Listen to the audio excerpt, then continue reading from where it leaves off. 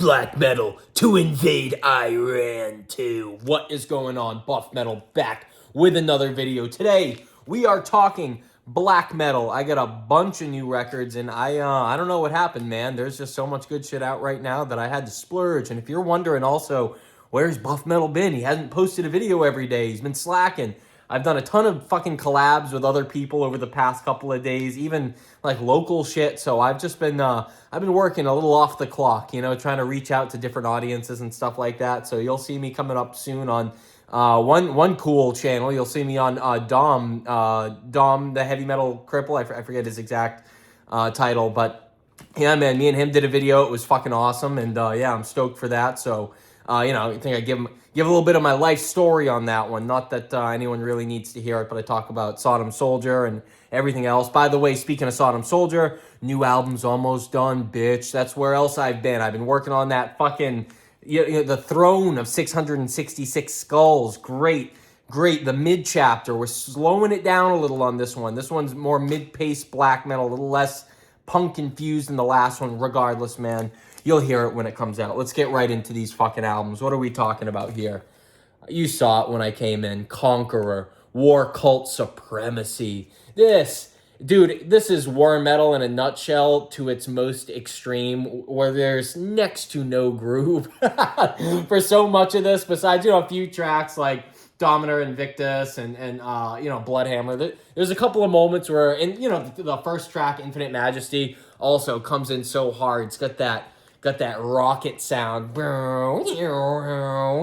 If you've listened to it, you know what I'm talking about, dude. Hell yeah. When you get boots on ground in Iran, throw this bitch on. Soldiers out there. I don't know if if I got any soldiers in my audience, but hell yeah, dude. This is what you got to be blasting when your boots on ground, baby. This is that apocalypse music. It does not get really more intense in war metal than Conqueror, in my opinion. And the revenge stuff is great too, but I'm just starting to go down the rabbit hole with all this war metal shit. I have a few albums, that I've had I got one album that I've had forever, but yeah, man, I mean, I'm pretty new to this, and there's only really one way to listen to any album, right? It's on vinyl, so I'll get back to you after I do, 6, 7, 8 spins of this, and we'll talk about it a little further, but goddamn, Conqueror, War Cult Supremacy, fucking blasty as all hell, sick as fuck. Next, another one, Hell's Headbangers here, Beastial Warlust, Demo 1995. Hell yeah, man. A few of these songs went on to be on Blood and Valor and later stuff. And I'm just getting hip to this band, man. I am very new to Beastial Warlust. I checked him out at the behest of the homeboy of the channel, Ethereal Metal. Shout out to him as always. But yeah, man, he turned me on to these guys. And dude, I fucking love this demo, man. This demo is fucking awesome. It's like... Yeah. Like I said, a few of these songs would be in later albums, but like I said, I'm not super familiar, so don't quote me on anything. Regardless, dude, so it's kind of the opposite of what I was saying with Conqueror, where it's super blasty, but it's also super groovy. And dude, I'm excited to spin this thing like 5, 6, 7, 8, 6, 6, 666 more times because it kicks fucking ass. So Bestial Warlust demo, still got this on Hell's Headbangers. I'm pretty sure. Go grab yourself a copy. If you, dude, it's fucking awesome. It's great stuff. And the last war metal, album that I'm going to show is actually not one I bought recently, but one I've had, and I got a little story with it. Fallen Angel of Doom. Everyone knows about this album. And, again, Buff Metal, what's the point of this channel? We're not just talking about metal. We're talking about life. So, funny story with this. I mean, this is like, as far as I went back into black metal back in the day. War metal, excuse me. Not that they're not kind of the same. Regardless, before I get sidetracked, I had this laying out in my bed one day, and my dog came in the room, grouchy little thing.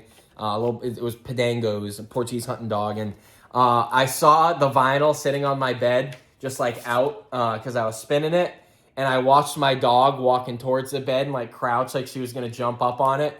And I don't know if you can see it in there. Scratched the fuck out of it. And I just remember watching it all happen and going, motherfucker. And before I got mad at the dog, my first knee-jerk reaction was, this is why you always put your records away when you're done with them, right? Not that I super practice that all the time, but especially when you have a dog and, now the way I look at it too is like, this is so, my dog's long since passed, but I have this this album and those scratches on it as a memento to my Lola, so shout out to my dead dog Lola. Fucking awesome. And it still plays. It plays just fine. So yeah, man, if you need a soundtrack and you got to get boots on ground in whatever part of the world you're going to invade, Fallen Angel of Doom, dude. I don't get to say nothing about this. I just wanted to tell that story, but I've been listening to it more now that I'm back on the or just beginning my war metal phase. So also, if you guys got recs, please drop them below.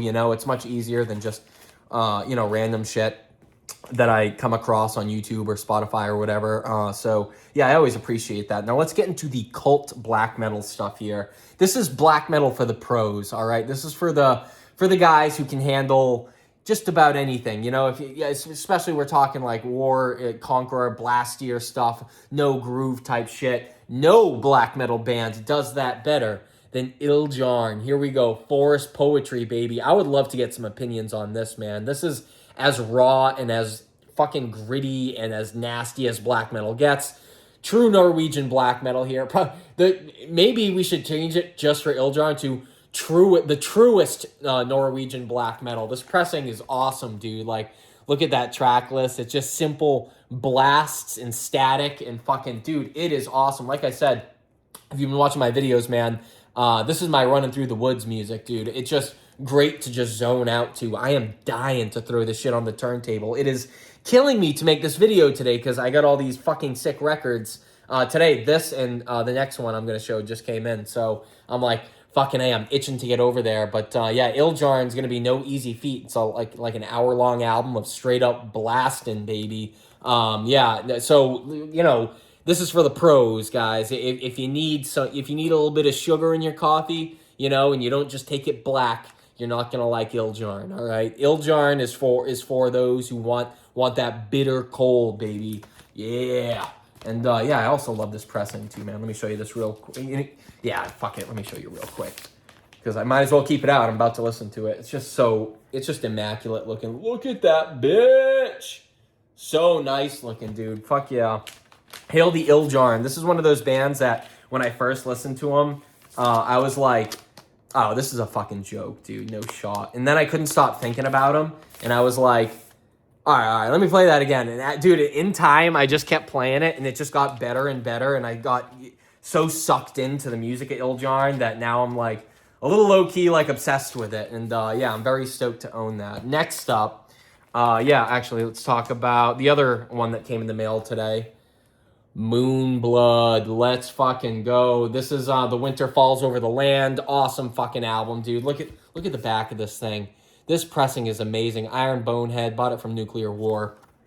Absolutely incredible. A band I'm very new to, man, but god damn is this heat. This is like, or cold, cold as fuck. I take back the heat statement, man. But this album has some great like synth work and really unique shit on it, and this was one of the soundtracks. We got so much snow up here in New England over the past whatever it's been, winter, and dude, I played this throughout, so when I saw it on Nuclear War, I was like, I gotta grab that, it was one of those albums I kept putting off buying, but I listened to it so much that I'm like, dude, I got no choice in the matter. I literally have to own this. I love it. And I'm excited to go check out more Moonblood because apparently this band's pretty huge in the cult underground. You see Count Blaggeroth doing videos on it, so he's legit. He's the old school legit dude. So yeah, man, I'm pretty stoked up to spin this finally, which is why I'm like, it was pulling teeth to get me to do a video today. But it has been every day because I've just been so fucking busy, so that shouldn't stop you, right? Here we go, another one. Saphur and Leviathan split. Great stuff here. I love the Saphur side. Yeah, Saphur. Just wanted to make sure I'm saying it right. Love the Saphur side.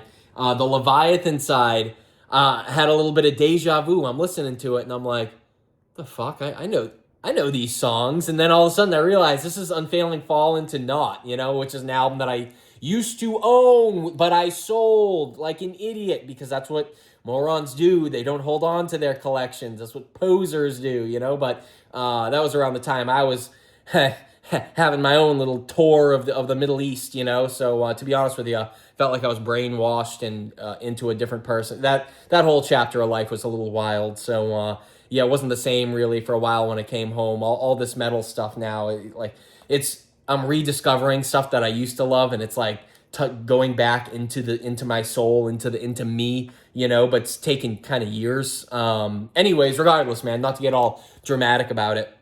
This split's fucking awesome, dude. And yeah, dude, especially the Saphur inside. Great acoustics, lo-fi. It's almost like I could picture some of these passages being used in like Resident Evil save rooms, you know, maybe because me and the wife were playing Resident Evil recently, and I don't know, that's the connection that I made in my brain. But yeah, dude, great stuff. Bestial Rape Records. I absolutely love that label, everything Craig Legace does. Shout out to his YouTube that no longer makes videos, but if you were around back in the day and you saw those, they were the coolest. So anyways, Saphur and Leviathan split. Check that out.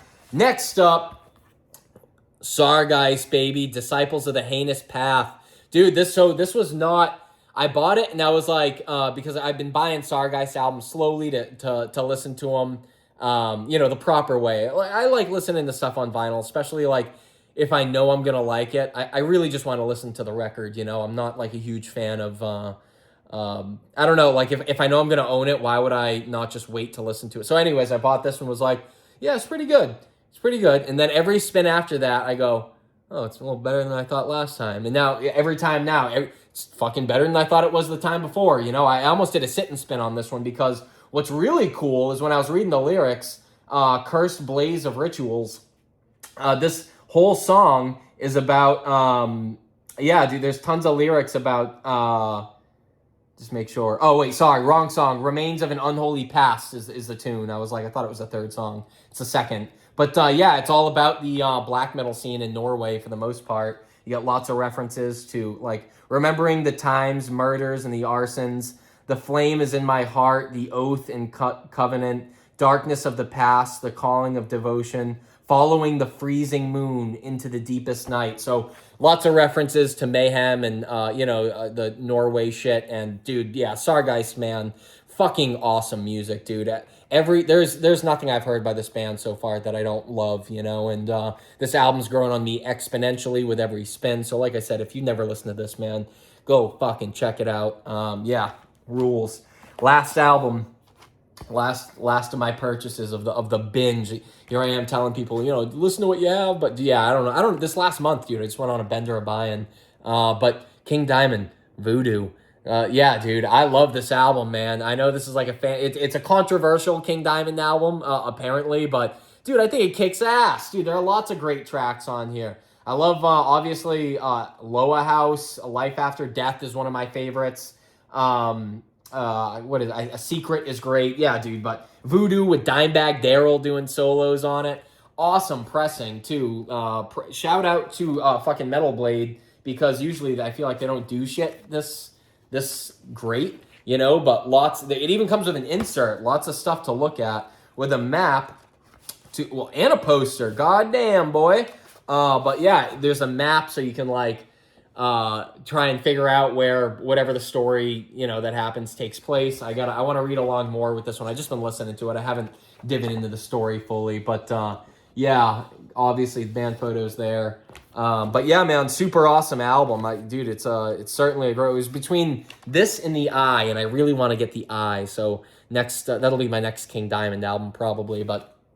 Dude, awesome shit, man. If you haven't checked out Voodoo, go check it out. Underrated King Diamond album, in my opinion. I know that, like, by the end of it, it gets a little like, you know, but for the most part, man, I think it's pretty flawless. So, Voodoo, go check it out. Anyways, if you stuck around this long, thanks for hanging with your boy. Yeah, man, don't really got much more to say than that, other than fucking look for me on Dom's channel, Dom Cacaro, and fucking, hey, rock on, metalheads.